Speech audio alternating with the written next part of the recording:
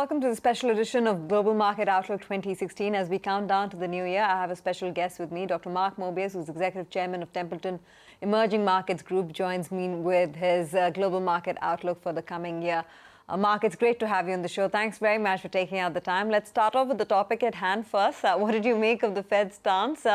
Was it sufficiently dovish, or you thought cautiously hawkish?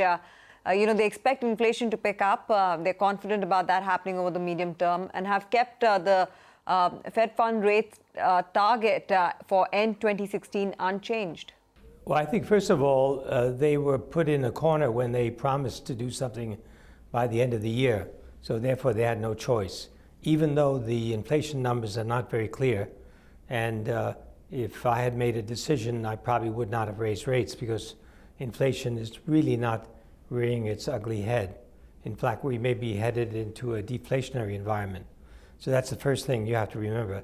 The second thing is that the Fed is very much in lack of alignment with the rest of the world. If you look at the other parts of the world, you see interest rates moving down, not up. So there's a dissonance between what's happening in Europe, what's happening in Japan, and other parts of the world, and particularly in the emerging markets world, and what the Fed is doing.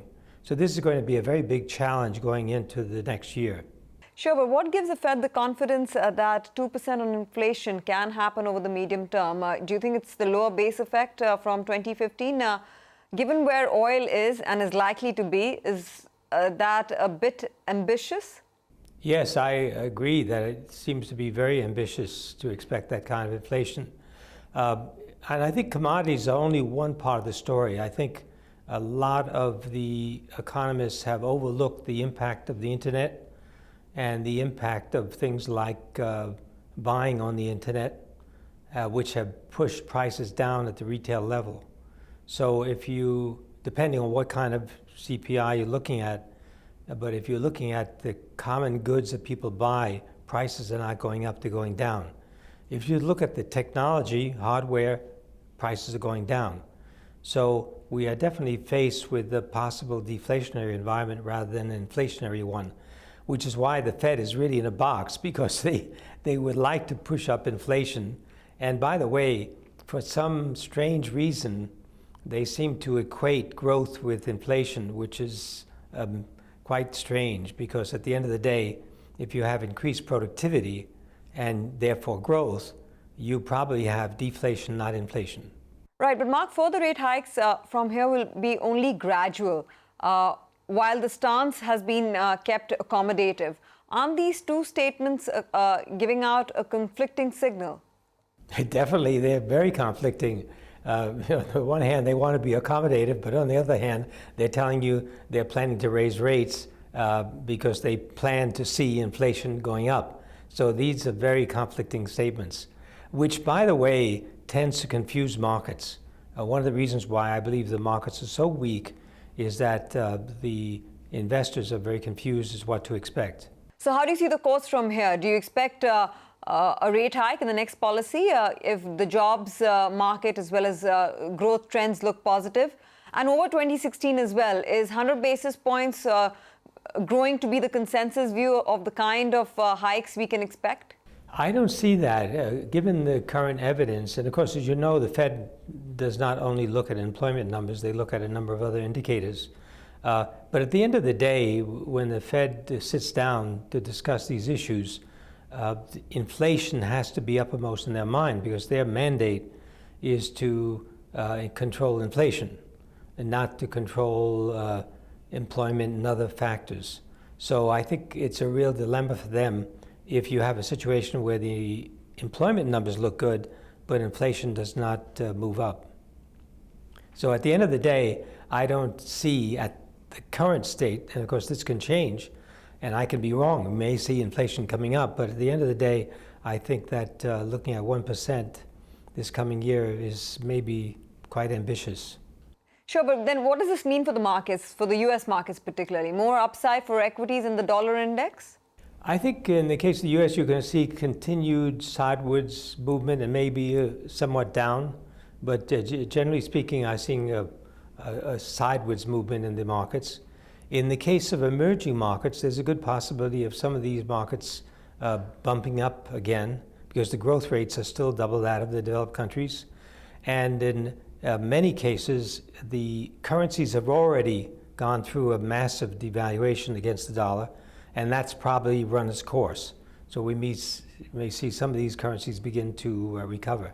You know, in a recent development, and I think this has been the key talking point as far as the crude market goes, so Congress has lifted the export ban on crude.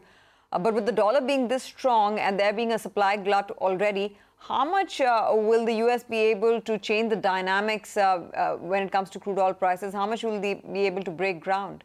That's an interesting development. Probably more important is not the export of oil, but the export of gas from the U.S. I think that will be having a more significant impact on other gas exporting countries. But at the end of the day, we must remember that the price of gas, price of oil particularly, is based on sentiment, not on supply-demand equations. Simply because if you look at the demand, it's still going up. It's not going down globally, maybe by 1 or 2% only. And if you look at the last 20 years, you'll see that trajectory has always been up by 1, 2, 3%. Of course, within 1 year, you might see a 5% variation.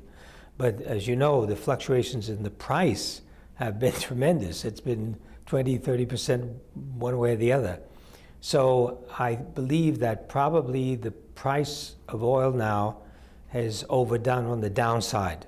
So we probably see some recovery in the oil price. But that will simply be a reflection of sentiment that people believe that perhaps the stocks have run down, perhaps there may be some accident taking place in one of the big oil producing countries which will result in a decline in supply. There's no problem in the US as regards to the fracking. They continue to produce, but at a lower level. And as we go forward with this price, many more of the fracking producers will be out of business. So we can see a decline, or at least a sideways movement in the supply of oil coming out of oil wells in the US. You know, a large part of the Fed's rate decision was to understand the impact it would have on emerging markets. Now, they have kept their policy stance as accommodative, and that stance has pretty much led the markets higher over the last 7 to 8 years. It pretty much fueled excessive liquidity into world markets. Could the Fed statement also this time around fuel the rebound in emerging market equities, which have had a rough 2015? I think there's a possibility of a stronger rebound because there are, of course, two things in the favor of these countries. One, of course, for the most part, because some of them are commodity exports, but for the most part, they're commodity importers, and particularly oil. So that has enabled them to see their inflation numbers go down and therefore enabled them to reduce interest rates, which, of course, is positive for those economies. The accommodative stance of countries out of the U.S. has been also beneficial because those funds have been flowing into these countries.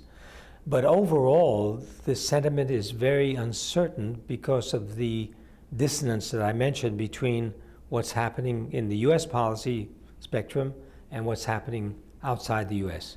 And that's creating the confusion that we've seen and the uncertainty, which of course results in a sideways movement in these prices on the stock markets.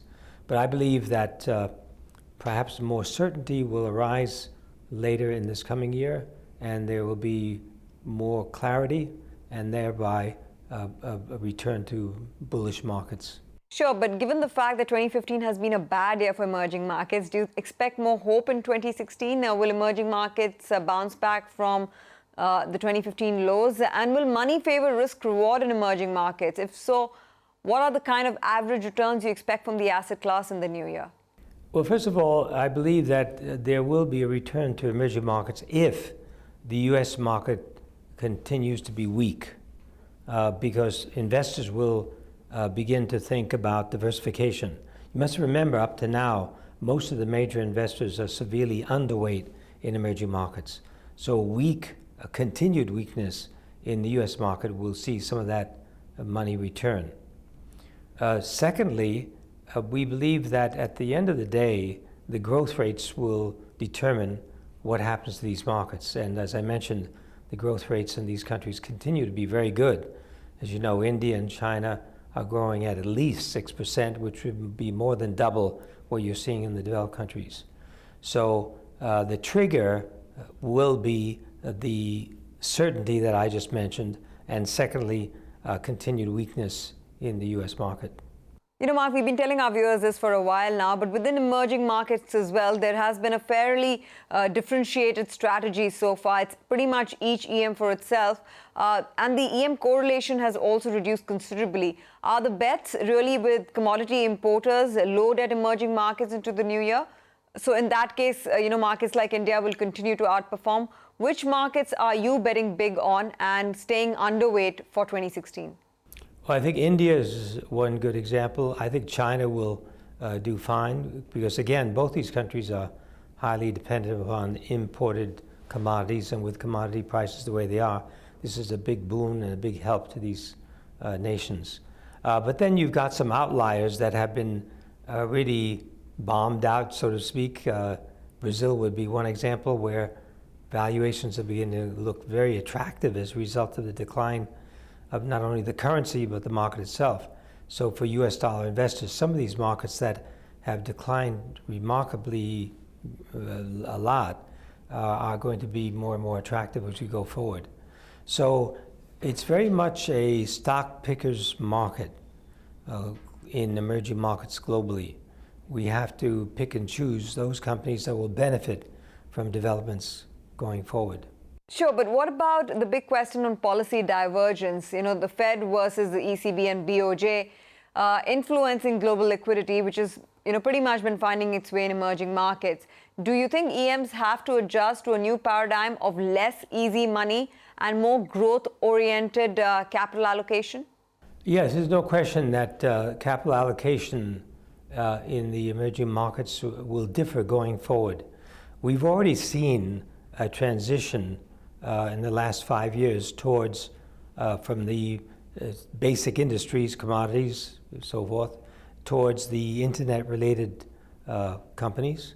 And of course, there's been a transformation taking place globally in the internet space, particularly when we come to internet shopping. So I believe that this transition is going to have a big impact going forward. It does not mean that some of the traditional industries, some of the traditional retailing industries will not do well, but you're going to see a greater and greater share of the market taken by the internet-related companies. And that, of course, is a paradigm shift in many of these markets. And within developed markets and emerging markets, where do you see the opportunity in the new year? Generally speaking, I would say the developed markets are more expensive than the emerging markets. And on that basis, you are probably going to find more opportunities in the emerging markets. However, you must remember that more and more of the developed market companies are becoming dominant in the emerging markets, and a larger share of their earnings are coming from emerging markets. So you cannot completely disregard the developed market companies. But at the end of the day, we're going to see probably better performance in the emerging market space because of this difference, in some ways, very significant difference in valuations.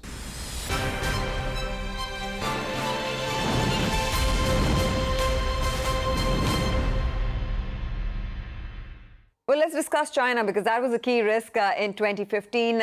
Do you think the risk continues into the new year? The world is worried about China, but with the yuan and SDR and China in transition, that's the Chinese economy, moving towards a more domestic-led model, could the country surprise the world with its outperformance over the course of the next 5 years, the process of which will start through 2016?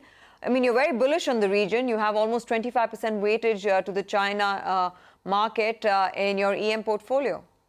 Yeah, there's no question that China is going to continue this high growth. And when I say high growth, 6% for an economy that size is quite remarkable. Because if you look at the actual dollar numbers, 6% now is greater than 10% 5 or 6 years ago. So we must keep an eye on what the multiples are at the end of the day.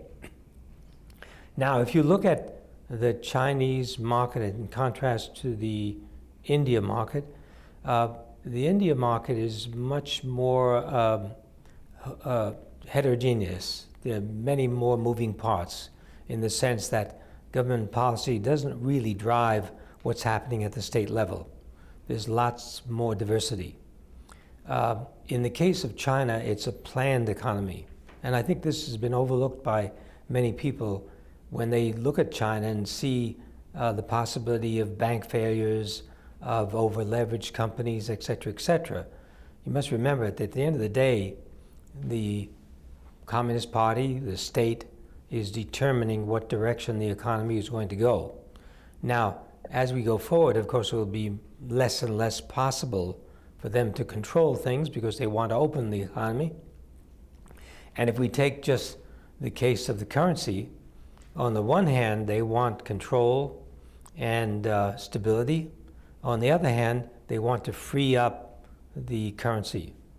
So the handwriting is on the wall in the sense that the policy, Communist Party policy, is to free up the economy and particularly to free up the currency, to make it a global currency.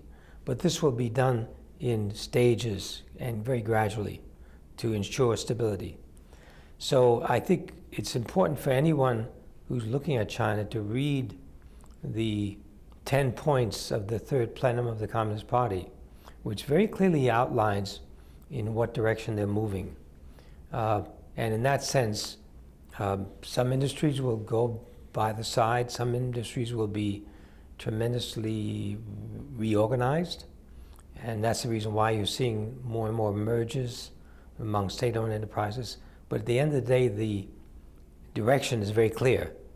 A more open economy, a more market-oriented economy, and an economy which adjusts to international movements of capital, because they do want to make the renminbi not only a reserve currency, but a major trading currency around the world. Sure, but help our viewers understand this. Suffice to say that 2016 will be a quiet year for China, a bit volatile through the adjustment phase, through the transition phase, but not as risky as the market and the economy was in 2015?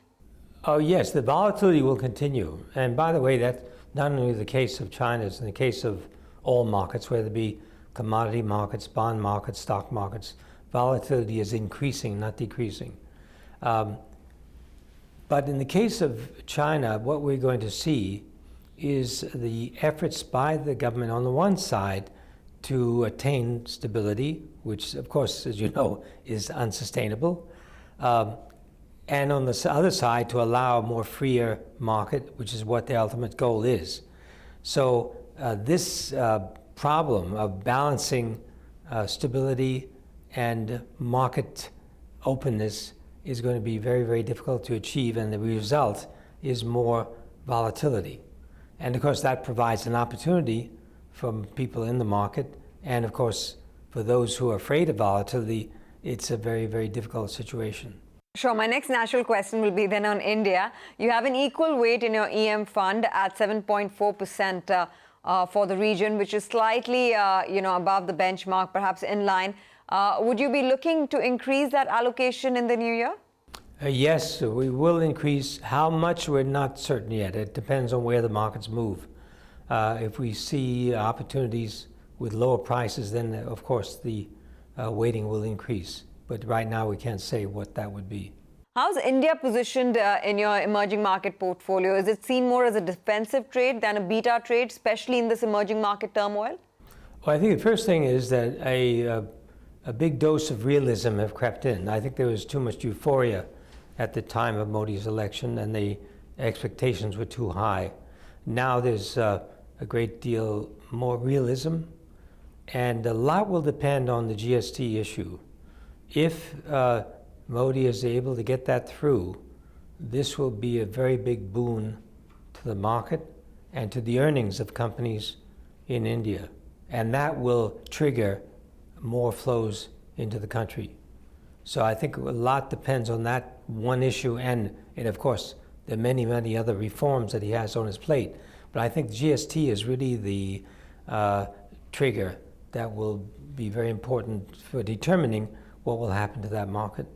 Okay, fair enough. But what would make you increase allocations to India in 2016? Perhaps top 3 reasons. Well, first of all, if the GST does not pass by the first few months of this coming year, it will be a very bad sign. And we would not want to increase in India. If there is passage, then we'd probably want to double our weight in India. So the GST is a very, very important issue going forward because it will give a signal to investors as to how sincere Modi and the politicians in India are to reform the economy. And what about the currency situation? Because as a foreign investor, that's also integral to your returns. The rupee has been far more resilient than its peers. Will it continue to remain as stable going forward? Rajan has been doing a very good job, and as a result, the rupee has been in pretty good shape compared to some of the other countries, although the devaluation is much greater than the renminbi. I think at this stage, we're probably going to see a more stable exchange rate in India. But I believe that it's time for him to lower interest rates for the sake of growth in India. And a lower interest rate will not necessarily weaken the currency further, but it will boost the economy and thereby help the currency indirectly. So at the end of the day, as current conditions stand, I believe we are going to be seeing a relatively stable exchange rate. One question on the policy stance in India, from the central bank. The RBI governor has led by example in front-loading the rate cuts that we've seen so far, 125 basis points so far into the year, to spur growth. But local banks have, not really passed on those rate cuts. I mean, the issue of transmission has been there for a while. It seems to have improved now. How much more scope do you see for further rate cuts going forward? Well, I think in the case of the banks, the reason why they're not lending is because the corporates don't want to borrow, for one reason. And the other reason is that the banks, on the one hand, are being urged to lend. On the other hand, they're asked to strengthen their balance sheets. So there's a conflict there as to what they should be doing. The emphasis now is on strengthening balance sheets. On the corporate side, I believe most of the companies are waiting for GST. They're waiting for that reform to take place. If that happens, then you're going to see a boom in capital investment, capital spending, and therefore many more loans being given out by the banks and accepted by the corporates. So all these things are tied together very much. Right, Mark, stepping into the new year, all eyes will be on the budget session as well. What are you expecting from the budget in India as an FII, especially on the macros? Well, reform, that's really what it's all about. More and more reform programs, greater distribution of bank accounts to people without accounts, a wider inclusion for the entire economy. These are very, very important issues. So it's really about the reforms rather than any specific budget item. Mark, when I was studying your emerging market portfolio, I noticed that you have a bigger bet on Brazil than on India in terms of, your overall exposure. Why is that? I mean, Brazil has had a lot of trouble in the year gone by. Well, because Brazil is very cheap now. It's very, very unpopular. The news is very negative.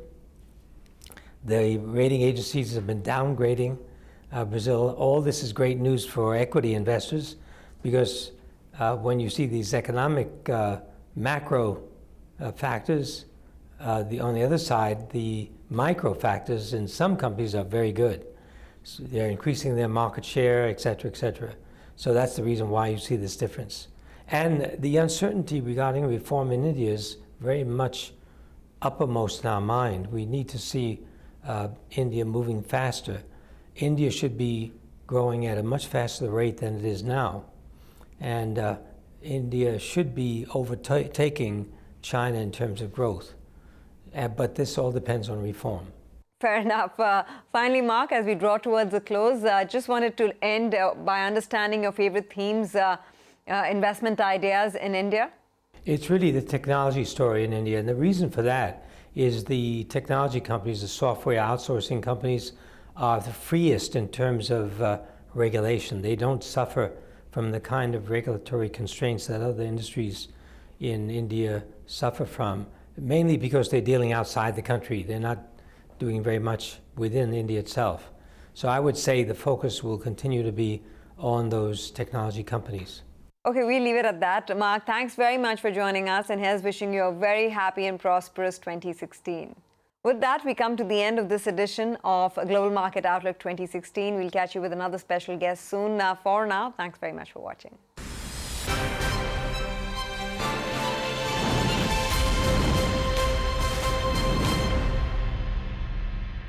Find us on Facebook at facebook.com/ETNow and don't forget to click the like button. You can also follow us on Twitter at ETNowLive. To stay updated with all our programming, hit the subscribe button on our YouTube channel by logging on to youtube.com/user/ETNow.